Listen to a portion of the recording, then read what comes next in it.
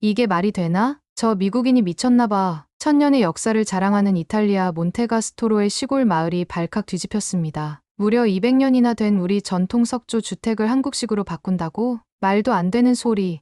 미국 하버드대 출신 건축가인 데이비드 밀러의 갑작스러운 선언에 마을이 술렁이기 시작했습니다. 저기 봐.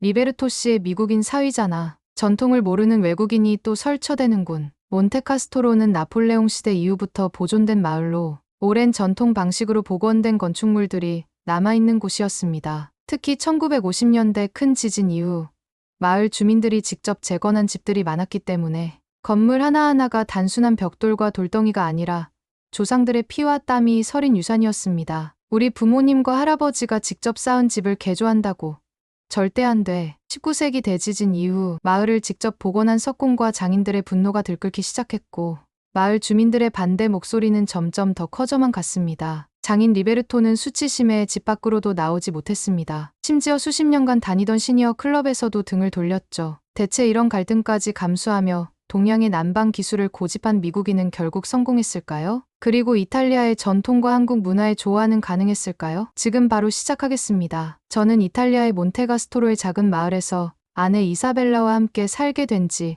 1년이 되어갑니다. 하버드대에서 환경보건학을 전공하고 MIT에서 건축기술 석사 과정을 받던 중에 이사벨라를 만났죠. 밀라노에서 열린 건축 세미나에서 우연히 마주친 그날, 이사벨라는 이탈리아 전통 건축의 현대화를 연구하는 박사과정 학생이었습니다. 서로의 관심사가 비슷했고 전통과 현대의 조화라는 주제로 밤새 이야기를 나눴던 게 인연이 되어 2년 뒤 결혼까지 하게 됐습니다. 장인어른 리베르토 씨께서 물려주신 200년 된 이 저택은 알프스 산맥과 가까이 위치했고 이사벨라의 어린 시절 추억이 담긴 곳이자 이탈리아 전통 건축의 아름다움을 고스란히 간직한 곳이었습니다. 여름에는 정말 그림 같은 모습이었죠. 하지만 2024년 겨울 모든 것이 달라졌습니다. 밀러, 오늘도 영하 15도래. 난방비가 작년보다 3배나 올랐다는데 아침 식사 자리에서 이사벨라가 걱정스러운 얼굴로 말했습니다. 창밖으로는 눈이 쏟아지고 있었고 거실 벽난로의 장작은 이미 바닥을 보이고 있었죠. 이탈리아의 에너지 위기는 우리 가정에도 깊은 그림자를 드리웠습니다. 벽난로랑 라디에이터로 충분해.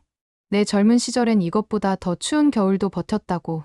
장인어른의 목소리에는 자부심이 가득했습니다. 1950년대 이탈리아는 큰 지진으로 인해 많은 도시들이 폐허가 되었지만 20살의 젊은 장인 리베르토는 자신이 자란 집을 포기하지 않았습니다. 이탈리아의 대규모 지진으로 모든 것을 잃었음에도 불구하고 리베르토는 맨손으로 무너진 벽돌을 쌓고 부서진 목재를 다시 맞추며 집을 복원해 나갔습니다. 이탈리아인의 자존심을 지키려는 듯 그때 직접 설치한 난방 시스템을 여전히 고집하시는 거죠. 장인어른의 방에는 그날의 승리를 증명하듯 항상 장작불이 타오르고 있었습니다. 여보, 괜찮아요. 식탁 건너편에서 이사벨라의 얼굴이 창백해지는 걸 발견했습니다. 혈액순환장애로 고생하는 아내는 아침마다 손발이 차갑고 저려서 숟가락도 제대로 들지 못했습니다. 의사는 차가운 실내 온도가 증상을 악화시킨다고 했지만 난방비 폭등으로 온도를 더 올릴 수도 없는 상황이었죠. 에휴, 옆집 비앙카 씨네도 난방비 때문에 큰 걱정이라 작년엔 방 하나만 겨우 데우고 살았다는데 장모님 줄리아의 한숨 소리가 무겁게 가라앉았습니다. 마을 전체가 에너지 위기로 신음하고 있었습니다. 특히 연금으로 살아가는 노인 가구들은 난방비 폭등으로 심각한 어려움을 겪고 있었죠. 아버지, 저희 방은 정말 추워요. 밤새 통증 때문에 잠도 못 자고 이사벨라가 조심스럽게 말을 꺼냈습니다. 하지만 장인어른은 단호했습니다. 넌 젊은 사람이 왜 이렇게 추위를 못 참니? 나도 관절통이 있지만 이건 우리 이탈리아 사람들의 방식이야. 내가 이 집을 재건할 때는 장인 어른의 목소리가 높아졌습니다. 저는 말없이 창밖을 바라봤습니다. 하버드에서 환경보건학을, MIT에서 건축기술 과정을 공부한 제가 이런 상황을 해결하지 못한다는 게 답답했습니다. 저녁이 되자 기온은 더 떨어졌습니다. 이사벨라는 결국 진통제를 먹고 일찍 잠자리에 들었습니다. 저는 서재에서 노트북을 켜고 해결책을 찾아보기 시작했죠. 이탈리아의 전통 가옥에서도 적용할 수 있는 효율적이면서도 건강에 좋은 난방 방식. 불현듯 3년 전 한국 출장에서의 기억이 떠올랐습니다. 그때 경험했던 그 따뜻한 바닥. 하지만 200년 된 이탈리아 전통 가옥에 그런 시스템을 설치할 수 있을까? 장인어른을 설득할 수는 있을까? 창밖에서는 여전히 눈이 쏟아지고 있었고 방 안의 온도계는 영하를 가리키고 있었습니다. 저는 결심했습니다. 이대로는 안 되겠다고. 가족의 건강과 행복을 위해 전통과 현대를 조화시킬 수 있는 방법을 찾아야 한다고 말이죠. 여보, 괜찮아요? 옆방에서 이사벨라가 끙끙대는 소리가 들려왔습니다. 저는 노트북을 덮고 아내의 방으로 향했습니다. 이제 무언가 달라져야 할 때였습니다. 며칠 밤을 뜬 눈으로 지새우다 책상에 앉아 노트북을 열었습니다. 갑자기 3년 전 한국 출장에서의 기억이 선명하게 떠올랐죠. 당시 저는 지속 가능한 건축 프로젝트 자문을 위해 한국을 방문했었습니다. 밀러 씨, 이번에는 특별히 한옥 스테이를 준비했습니다. 한국의 전통 건축을 직접 경험해 보시죠. 한국의 파트너사 최 부장의 말에 반신반의했던 게 기억납니다. 현대식 호텔이 더 편할 거라 생각했거든요. 하지만 그곳에서의 경험은 제 생각을 완전히 바꿔 놓았습니다. 한옥에 들어서자마자 특별한 따뜻함이 발바닥을 통해 전해졌습니다. 장작 한 아름으로 방 전체를 데운다는 게 믿기지 않았죠. 더 놀라운 건 열기가 오랫동안 지속된다는 점이었습니다. 이게 바로 온돌이란 건가요? 맞습니다. 우리 조상들의 지혜죠. 구들장 아래로 뜨거운 연기를 통과시켜 바닥을 데우는 방식입니다. 열효율이 놀랍도록 좋아요. 최 부장의 설명을 들으며 바닥을 살펴봤습니다. 현대의 첨단 난방 시스템보다 더 효율적으로 열을 전달하는 이 방식이 수백 년 전부터 있었다니 놀라웠습니다. 이틀째 되는 날 최 부장이 저를 찜질방으로 데려갔습니다. 그곳에서 만난 70대 노인분의 말씀이 아직도 귓가에 생생합니다. 나는 오랫동안 혈액순환이 안 좋아 고생했네. 하지만 이렇게 찜질방 온돌에서 한숨 자고 나면 손발이 따뜻해지고 몸이 가벼워진다네.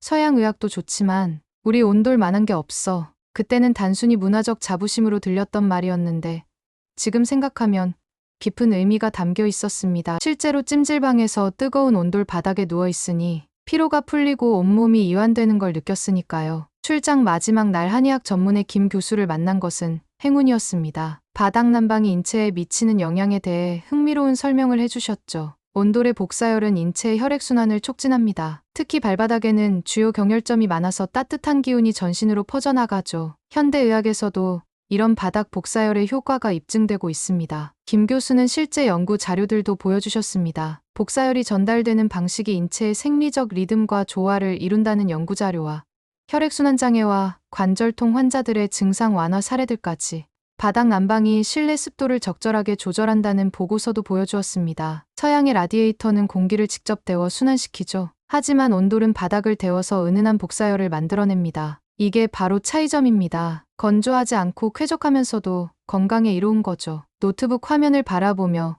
그때의 대화를 떠올렸습니다. 이사벨라의 혈액순환 장애, 장인어른의 관절통, 이 모든 문제를 해결할 실마리가 한국의 온돌에 있을지도 모른다는 생각이 들었습니다. 더 자세히 알아보기 위해 온라인으로 자료를 찾아보았습니다. 현대의학 전원에서 바닥 복사열의 치료 효과를 다룬 논문들이 여럿 있었죠. 특히 혈액순환 장애와 관절통 환자들을 대상으로 한 연구에서 바닥 난방을 사용한 그룹의 증상 완화 효과가 뚜렷하게 나타났다는 점이 눈에 띄었습니다. 온돌의 과학적 원리도 놀라웠습니다.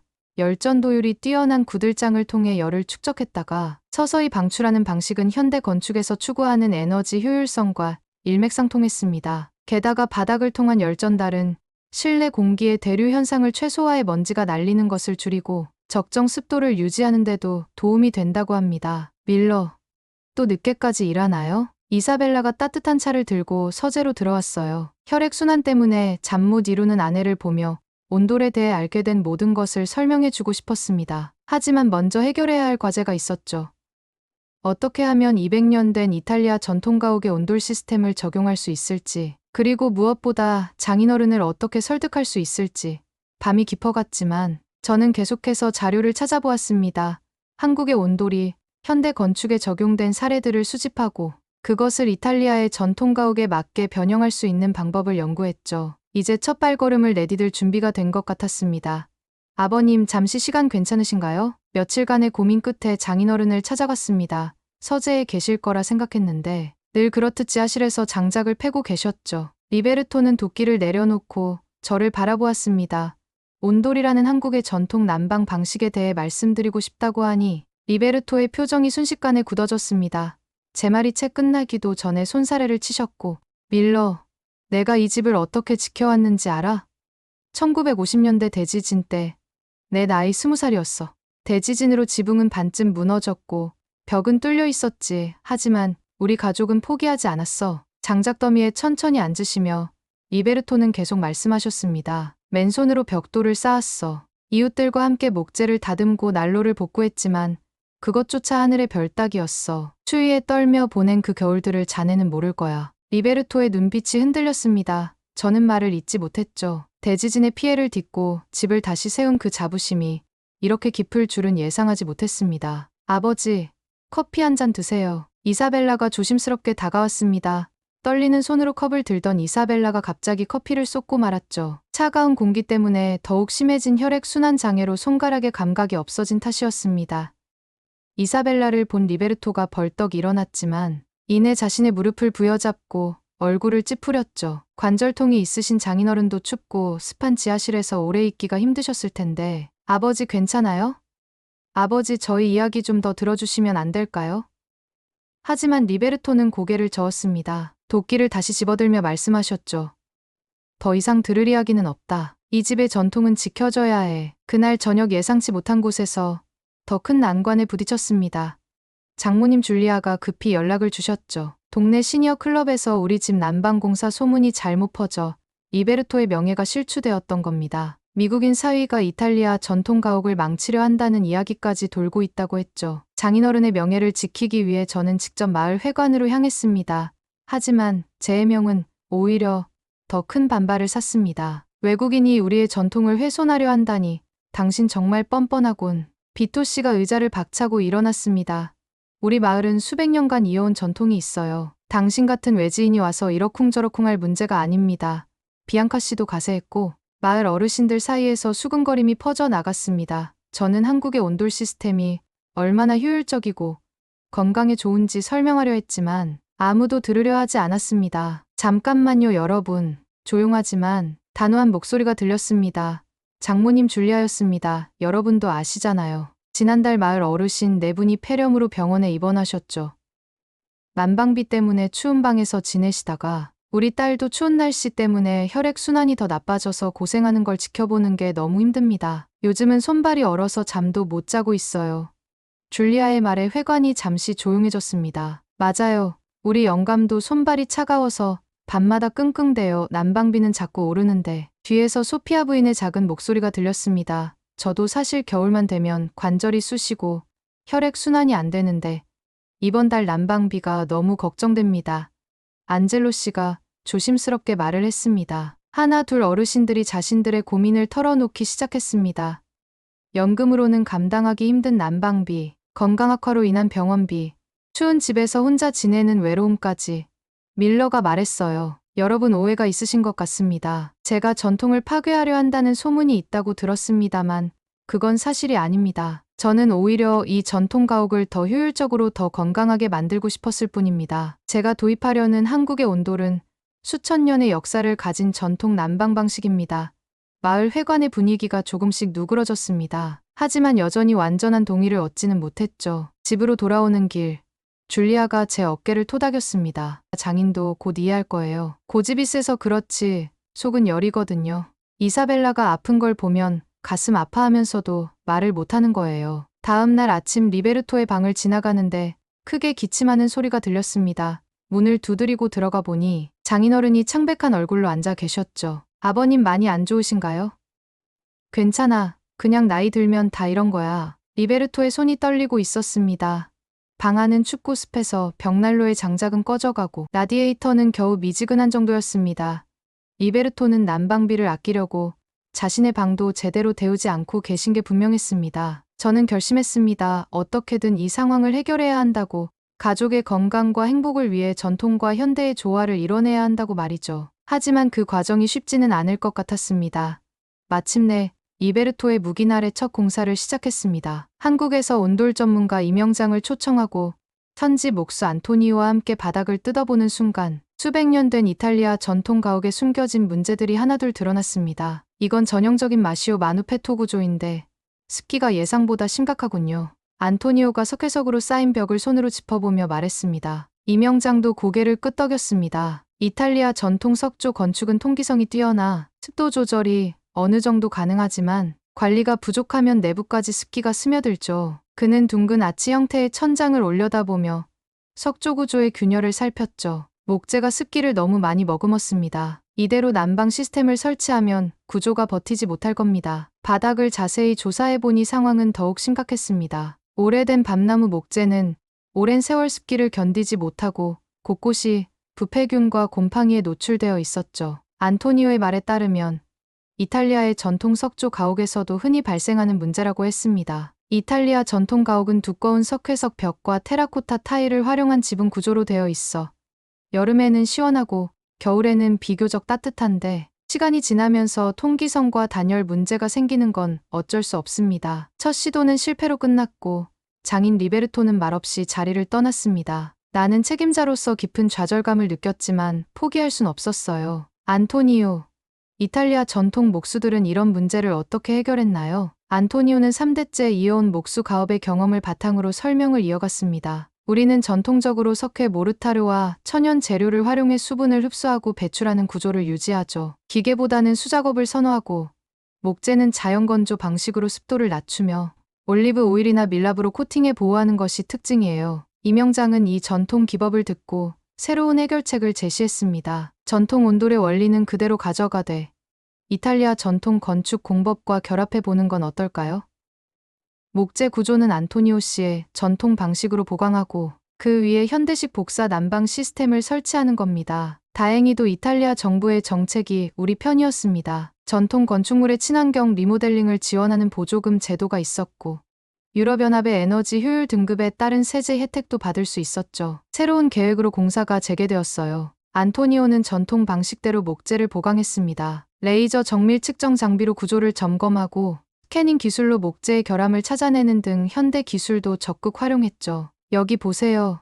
밀러 씨. 우리 조상들도 비슷한 고민을 했던 것 같네요. 안토니오가 오래된 석벽에서 발견한 흔적을 가리켰습니다. 19세기 장인들이 사용한 환기 시스템의 흔적입니다. 그들도 습도 문제를 해결하려 노력했던 거죠. 작업은 계속되었어요. 이명장은 온돌 시스템의 열효율을 높이면서도 석조 구조에 무리가 가지 않도록 설계했고 안토니오는 전통 목공 기술로 구조를 보강했죠. 특히 습도 조절을 위해 석벽의 미세한 틈새에 천연 단열재와 방습제를 사용하는 등 세심한 작업이 이어졌습니다. 리베르토도 점차 관심을 보이기 시작했습니다. 특히 전통 목공 기술이 적용되는 모습을 유심히 지켜보며 말했죠. 내가 젊었을 때도 이런 방식으로 했었지. 한국 명장이 맞춤으로 하니 확실히 다르구나. 마침내 1차 공사가 마무리 단계에 접어들었습니다. 에너지 효율 테스트 결과는 고무적이었죠. 기존 방식과 비교해 에너지 소비량이 60% 정도 줄었고 실내 습도도 전반적으로 양호한 수준을 유지했습니다. 하지만 아직 개선의 여지는 있었어요. 특히 지붕과 벽체 일부 구간의 단열 성능을 더 보강할 필요가 있었고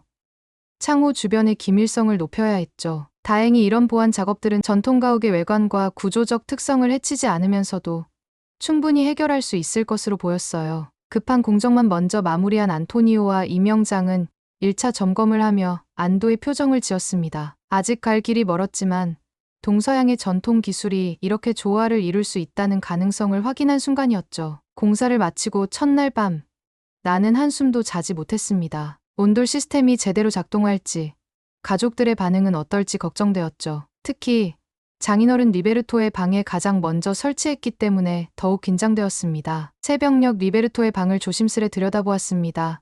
평소 같으면 새벽부터 기침 소리가 들렸을 텐데 이상하리만큼 조용했습니다. 문을 살며시 열어보니 리베르토가 깊이 잠든 모습이 보였죠. 방 안에 놓인 온도계는 안정적인 21도를 가리키고 있었고 습도계는 쾌적한 55%를 나타내고 있었습니다. 밀러. 아침 식사 시간 리베르토가 저를 불렀습니다. 어젯밤은 정말 오랜만에 잘 잤어. 따뜻한 바닥에서 자니 무릎 통증도 많이 줄어든 것 같아. 장인어른의 목소리에서 감동이 느껴졌습니다. 수십 년간 고집해온 전통을 바꾼다는 게 얼마나 힘든 결정이었을지 이해할 수 있었죠. 아버지, 저도 너무 좋아요. 이사벨라가 활기찬 목소리로 말했습니다.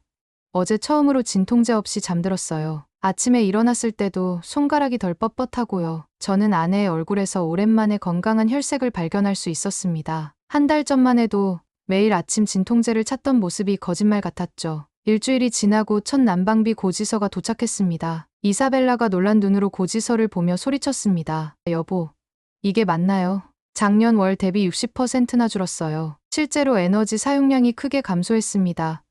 온돌의 추결 효과 덕분에 한 번 때운 열이 오래 유지되었고 바닥에서 올라오는 자연스러운 온기는 불필요한 에너지 낭비를 막아주었죠. 이 소식은 금세 마을에 퍼졌습니다. 특히 난방비 때문에 고민하던 이웃 노인들의 관심이 뜨거웠죠. 결국 마을 노인회에서 직접 체험해보고 싶다는 요청이 들어왔습니다. 우리 집에서 체험회 열면 어떨까? 장모님 줄리아가 제안했습니다. 마을회관에서 모집한 열린 온돌 체험회 당일 예상보다 훨씬 많은 어르신들이 찾아오셨습니다. 처음에는 의심스러운 눈초리였지만 따뜻한 바닥에 앉아보시더니 표정이 달라지기 시작했죠. 이거 정말 신기하구만. 라디에이터랑은 완전히 다르네. 파울로 씨가 감탄했습니다. 그러게 말일세. 이렇게 은은하게 따뜻한 건 처음이야. 비앙카 씨도 동의했죠. 특히 혈액순환이 안 좋으신 분들의 반응이 뜨거웠습니다. 1시간 정도 온돌방에 앉아 계시더니 손발이 따뜻해지고 몸이 한결 가벼워지셨다고 합니다. 여기서 낮잠 좀 자고 싶은 걸. 소피아 부인이 농담처럼 말씀하셨지만 진심이 묻어나는 목소리였습니다. 체험에는 예상 시간을 훌쩍 넘겼습니다. 어르신들은 좀처럼 자리를 뜨지 못하셨고 한국의 온돌 문화에 대해 끊임없이 질문하셨고 특히 한국 노인들의 건강 비결이 이 온돌에 있다는 설명에 크게 공감하셨습니다. 우리 이탈리아 의학도 뛰어나지만 이런 지혜를 가진 한국이 부럽구나. 지오반니 씨의 말씀에 다른 어르신들도 고개를 끄덕이셨습니다. 체험회가 끝난 후 여러 가정에서 문의가 이어졌습니다. 특히 노인 가구에서 관심이 많았죠. 이탈리아의 에너지 위기 속에서 효율적이면서도 건강에 좋은 난방 방식을 찾고 계셨던 거죠. 밀러. 잠깐 이야기 좀 할까? 집으로 돌아오는 길에 리베르토가 저를 불렀습니다. 처음에는 내가 우리 전통을 무시한다고 생각했어. 하지만 이제 알겠네. 진정한 전통은 과거에 멈춰 있는 게 아니라 더 나은 방향으로 발전하는 거였어. 장인어른의 말씀에 저는 깊은 감동을 받았습니다. 동시에 한국의 온돌이 이탈리아의 오래된 가옥에 새로운 생명을 불어넣었다는 사실이 자랑스러웠고 그날 밤 우리 가족은 오랜만에 따뜻한 거실에 모여 앉았습니다. 창밖에는 여전히 눈이 내리고 있었지만 더 이상 춥지 않았습니다. 바닥에서 올라오는 포근한 온기가 우리 가족의 마음까지 따뜻하게 데워주고 있었으니까요. 마을의 봄 기운이 느껴지기 시작할 무렵 리베르토가 저를 서재로 불렀습니다. 평소와 달리 진지한 표정이었고 밀러, 내가 잘못 생각하고 있단 걸 알았네. 리베르토가 오래된 가족 앨범을 꺼내며 말했습니다. 이 사진을 보게. 1956년 앙코나 지진 당시 내가 이 집을 재건할 때의 모습이야. 당시 우리는 새로운 기술을 적극적으로 받아들였어. 전통을 고수한다는 건 과거에 머무는 게 아니라 더 나은 방향으로 발전시키는 거였는데 리베르토의 눈빛에서 깊은 통찰이 느껴졌습니다. 젊은 시절 장인어른도 혁신을 두려워하지 않았던 건축가였다는 걸 새삼 깨달았죠. 온돌은 단순한 난방 시스템이 아니야. 수천 년의 지혜가 담긴 기술이지. 우리 이탈리아의 전통 가옥과 이렇게 완벽하게 어우러질 줄은 몰랐네. 마을 사람들의 반응도 달라졌습니다. 처음에는 외국인이 전통을 훼손한다며 거부감을 보였던 이웃들이 이제는 먼저 온돌 설치를 문의해 오기 시작했죠. 밀러, 우리 집도 온돌로 바꿀 수 있을까? 안젤로 씨가 제일 먼저 찾아왔습니다. 올 겨울 난방비 걱정 없이 지낸 리베르토 씨를 보니 부럽더군요. 우리 집도 200년 된 가옥인데 소문은 빠르게 퍼졌습니다. 한 달 만에 5가구가 온돌을 설치했고 그 후로도 문의가 계속 이어졌죠. 특히 노인 가구에서 관심이 많았습니다. 현지 신문 코리에레 델라 세라에서 취재를 왔을 때는 정말 놀랐습니다. 이탈리아 전통 가옥과 한국 온돌의 완벽한 조화라는 제목의 특집 기사를 준비한다고 했죠. 리베르토 씨 처음에는 반대하셨다고 들었는데 지금은 어떠신가요? 기자가 물었습니다. 젊은 사람들의 새로운 시도를 막으면 안 되겠더군요. 우리 조상들도 끊임없이 발전하고 혁신해왔어요. 이제는 오히려 자랑스럽습니다. 우리 집이 전통과 현대를 잇는 다리 역할을 하게 되어서. 기사가 나간 후 유럽 각지에서 건축가들이 방문하기 시작했습니다. 독일, 스위스, 노르웨이 등 추운 겨울을 가진 나라들의 관심이 특히 뜨거웠죠. 놀라운 건 이 시스템이 에너지 효율성과 전통 보존을 동시에 달성했다는 점입니다. 독일의 건축가 클라우스는 감탄했습니다. 특히 습도 조절 능력이 인상적이에요. 목재 보존에도 탁월하고. 스위스의 건축가 미카엘도 칭찬을 아끼지 않았죠. 한 달 후 EU 친환경 건축위원회에서 연락이 왔습니다. 전통 건축물의 현대화 우수 사례로 우리 집을 선정했다는 소식이었고 심사위원들은 특히 전통 가옥의 정체성을 해치지 않으면서도 에너지 효율성을 크게 높인 점을 높이 평가했다고 합니다. 밀러, 자네가 우리 가족이 된 것이 얼마나 좋은지 몰라. 시상식을 마치고 돌아오는 길에 리베르토가 말했습니다. 처음에는 외국인이 우리 전통을 이해할 수 있을까 걱정했는데 자네가 오히려 우리 전통에 새로운 생명을 불어넣어 주었어. 저는 뭉클한 마음을 감출 수 없었습니다. 장인어른의 인정은 어떤 상보다도 값진 것이었으니까요. 집으로 돌아오니 이사벨라가 따뜻한 차를 준비해 놓고 기다리고 있었습니다. 거실 바닥에서 올라오는 포근한 온기가 발바닥을 통해 전해졌죠. 여보, 이제 우리 집이 마을의 명소가 됐네요. 이사벨라가 웃으며 말했습니다. 실제로 우리 집은 작은 박물관이 되었습니다. 전통가옥의 가치를 지키면서도 현대적 혁신을 이룬 살아있는 증거로서 매주 여러 건축 전문가들이 방문했죠. 한국의 임영장도 기쁜 소식을 전해왔습니다. 이탈리아에서의 성공 사례를 바탕으로 다른 유럽 국가들에서도 온돌 시스템 도입을 검토하고 있다고 합니다. 수천 년 전 한반도에서 시작된 지혜가 이제 유럽 전역으로 퍼져나가고 있는 것이죠. 한국의 전통 기술이 이렇게 세계적으로 인정받는 걸 보니 자부심이 크다네요. 임영장의 목소리에서 깊은 감동이 느껴졌습니다. 이제 우리 가족의 이야기는 단순한 난방 시스템 교체를 넘어 문화와 전통의 아름다운 조화를 보여주는 상징이 되었습니다. 동양의 지혜와 서양의 전통이 만나 새로운 가치를 창조한 것이죠. 창밖에는 봄비가 내리고 있었지만 온돌방 안은 따뜻했습니다. 리베르토 씨는 매일 저녁 온돌방에서 손주들에게 옛날 이야기를 들려주곤 합니다. 전통은 보존만 하는 게 아니라 시대에 맞게 발전하면서 더 풍성해진다는 것을 우리 모두가 깨달은 것 같습니다. 구독자 여러분, 오늘의 사연은 어떠셨나요? 재밌게 들으셨다면 구독 꼭 눌러주시고 주인공에게 댓글 많이 남겨주세요. 구독과 댓글, 좋아요는 큰 힘이 됩니다. 오늘도 자꾸만 생각나는 감동 누룽지였습니다. 저는 다음 사연에서 다시 만나겠습니다. 긴 영상 시청해주셔서 감사합니다. 오늘도 행복한 하루 보내세요.